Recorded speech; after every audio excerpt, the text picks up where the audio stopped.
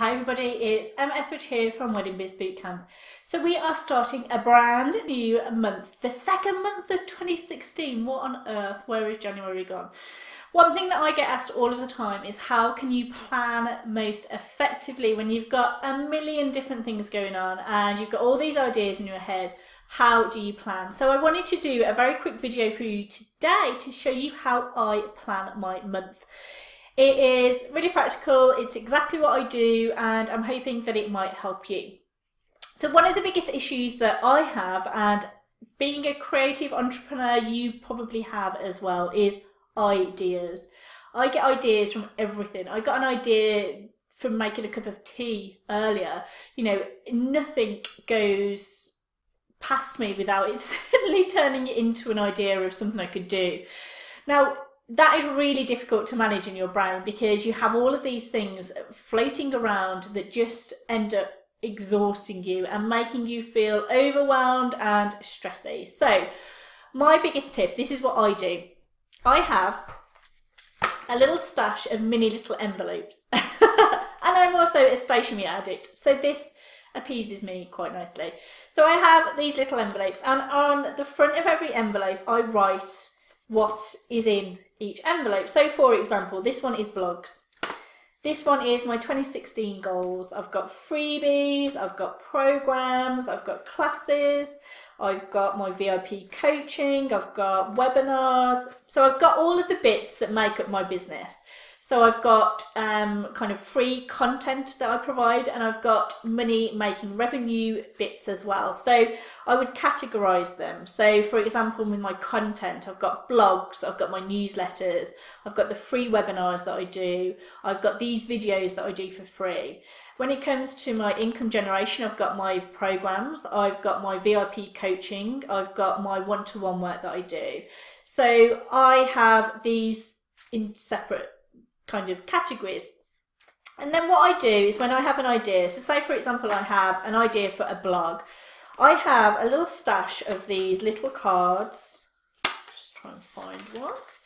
So I have a stash of little cards. Some of them have got little kind of speech bubbly things on them. Some of them are just, I'm trying to find a plain one. They're just literally plain pieces of card. Nothing fancy, they're just on nice paper, but that's because I have a huge stash of paper, so this is a nice way of using it up. So I have some of these pre-cut and pre-ready to go. So when I have an idea, what I do is I grab a blank card, I'll write on what that idea is, and I'll just put it into the envelope in which that it relates to. So that what that means is that idea is out of my head. It is not floating around there. I'm not concerned that I'm going to use it or lose it. I'm not going to forget it, so I know that I've written it down on a piece of paper and I know that it's there when I need it to be there. So I'll put, for example, if I had a blog idea, I would find my blog stash of little cards and I would put it in that envelope. So then I know I've got this stash of cards that I use.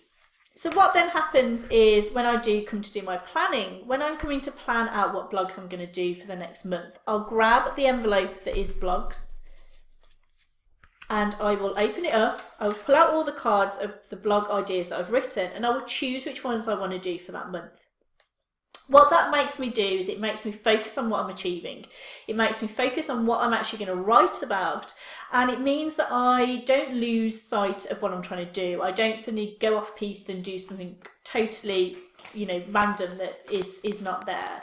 If I have an idea during that month, again, I'll grab a piece of paper, I'll write it on that piece of paper and I'll put it in the right envelope. So when I come to do my planning for that month, I'll just grab that relevant envelope. Now I know in my business there's certain activities that I do on a monthly basis. So that is what I plan. And that is how I manage the content ideas that I have. What I then do every single month is I create an hour-long management meeting with myself. So I change my mindset from doer mode, from worker mode to boss mode. You know, I'm the CEO of my business. I am the owner of my business, and I need to get that mindset in place, because when you work in a corporate world, or any world really, whether it's retail or whatever it is, you have an employer and you have an employee. You have the boss, you have the one that is telling you what to do, and you have the person that is doing what the boss has told you to do. Now in your business you are both of these people, and you can't switch between one and another really quickly. You have to get into the right mindset for it. So I make sure that I have a management meeting with myself once a month where I put on my CEO hat, I put on my owner hat. And at that point, I look at my business, I review what I've done in the last month, I look at what I'm planning to do for the following month, I'll look at everything that I am doing. See what's working, see what isn't working, and move forward with it. I will then spend time planning out what I want my employee to do. Me as in me, the worker mode, the one that is doing the do, because it's just me and my business, there's nobody else. I do have support from other people, but I run my business. It's me doing everything. I write all my content, I write all of my everything that I do it in my business. Yet the support that I have is from my accountant and things like that, but me, I am my business. So I have that management meeting with myself and I plan it in the diary, so it happens the same time every single month. So I know at that point in time I'm going to get into that management mindset. So I grab the diary, I look at what I've got planned. So at the start of each month, I'll plan out exactly where everything is going to happen, exactly what I'm going to do on each individual day, what blog I'm going to write, what video I might produce, what it is that I'm actually doing. Now within your wedding business, there will be specific things that you want to do on a monthly basis. I would really recommend that you plan them in, because when you plan them in, they are more likely to happen. If you keep thinking, oh, I'll do that next week, oh, I'll do that next week. Let's say your newsletter, you know, you need to be sending out a newsletter to your brides and grooms to get them to know you, to like you, and to trust you. And you have to plan that work in. So you have to plan when you're physically sending that newsletter out, but you also have to plan when you are physically going to write the email. Now if you do wedding blogs, if you do styled shoots, if you do any other activities for your business, you need to plan them in. So I recommend doing that on a monthly basis. Plan it for the month ahead. Then you get really super duper clear on what you need to do when. So when you get to that day, you know, right, today this is what I'm doing. You know, you have your to-do list. I then always have another notebook with me, and this notebook is my to-do list book basically. It's got all of the things in there that I need to do so I don't forget anything. So they're not content ideas, they're just the to-dos. And this means that I can grab this at any point and scribble into it. If I suddenly think, oh, I need to do that, scribble into it. And then I transfer that into my diary when I'm ready to do that planning. Now, the final thing that I do, that I just want to share with you, is I use what is known as a family organiser planner or a family planning calendar. And why these are great is because at the top, I'm just going to go to the right one. At the top, what you have, this is a really cool one. At the top, you have different columns. So I imagine the idea is that for all your different family activities that you do, you know, you might have 2 children and they might do lots of different activities. You would put the kids' name at the top and you would write down what activities they do. So you may well use one of these in your personal life. But this is fantastic for business, because at the top here you could have, so for example, I would have blogs, I would have newsletters, I would have programs. I've got my Wedding Biz Club, I've got kind of a personal section as well. So at the beginning of each month I will write these headings in here. Then what I can do is I can plan down and say, right, what blogs am I going to write on what days? What newsletters am I going to send out on what days? When am I working on my program and when are my launches? When am I promoting my programs? With my club, what do I need to do on each individual day to kind of make sure that that works fantastically? And then personal, what are the personal commitments that I already have? Because you have to be realistic about your time.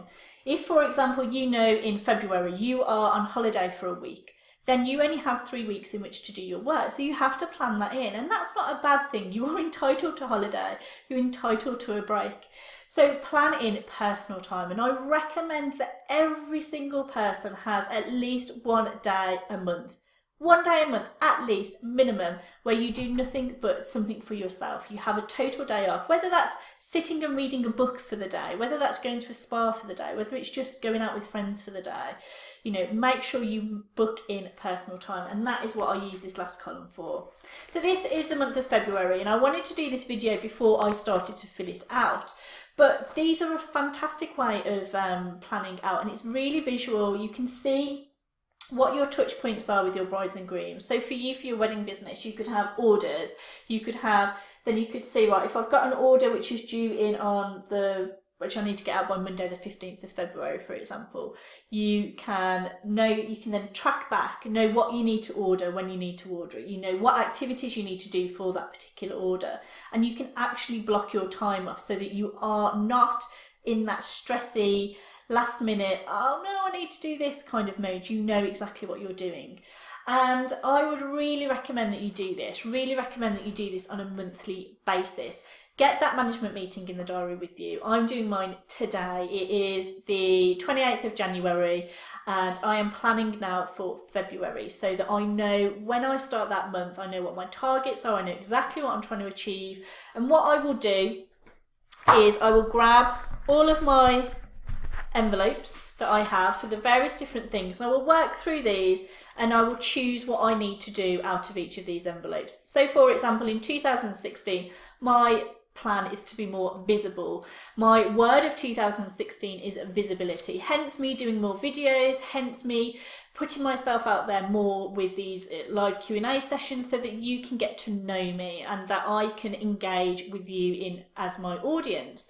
So I have a webinars folder, a webinars envelope. So when I'm planning February's webinar, I'm doing a monthly webinar, free monthly webinar every single month to add lots of value to you. So I will grab a card out of here and I will say, right, what webinar do I want to do in February? And then I'll plan that in. And then I'll put this envelope away because I don't need to look at that until next month. But I know that there's some ideas in there. Then I will go through and, I'll go find the blog one and I will pull out the blogs that I'm going to write about that month. And again, all the other ideas will stay in the envelope and that will go away till the following month. So that is how I plan, and I hope that is a really practical way of seeing how I physically plan and how you might want to take some of those techniques and those kind of ways into practice in your own business. Because what normally happens in January is we go into this crazy goal setting mood and we all plan these goals, we plan all this activity that we want to do, we say that every single month this is what we're going to do regardless of how busy we are, but then life gets in the way, life gets busy and everything falls off the side. And you need to make sure that you are committing an hour at least a month to do that management bit, to manage your business, because without the management bit, your business will not grow. And I know that it's difficult. I know that life gets in the way, but doing this will really make you feel far more calm and relaxed and organised, and you can start your days with a far clearer purpose of what you're trying to do. Yes, I'm sure that there will be things that come up in the month that throw everything out of the window, but because you have that plan, you can reorganise it and you can reflex it rather than get into panic mode and think, oh my God, everything's gone wrong, nothing's worked, I don't know what I'm doing, and get into that stress mode. I don't want you to be stressed in your business. You have to enjoy what you're doing, because otherwise, what's the point of working for yourself? That is the whole point of being an entrepreneur, is so that you can enjoy what you do, you love what you do it with passion, you do it with purpose, and you make money from it. So I hope that was helpful. Please do let me know what you think. If there's any ideas that you're going to take forward into your business, I would love to know, and I shall see you really soon. All right then, take care. Bye bye.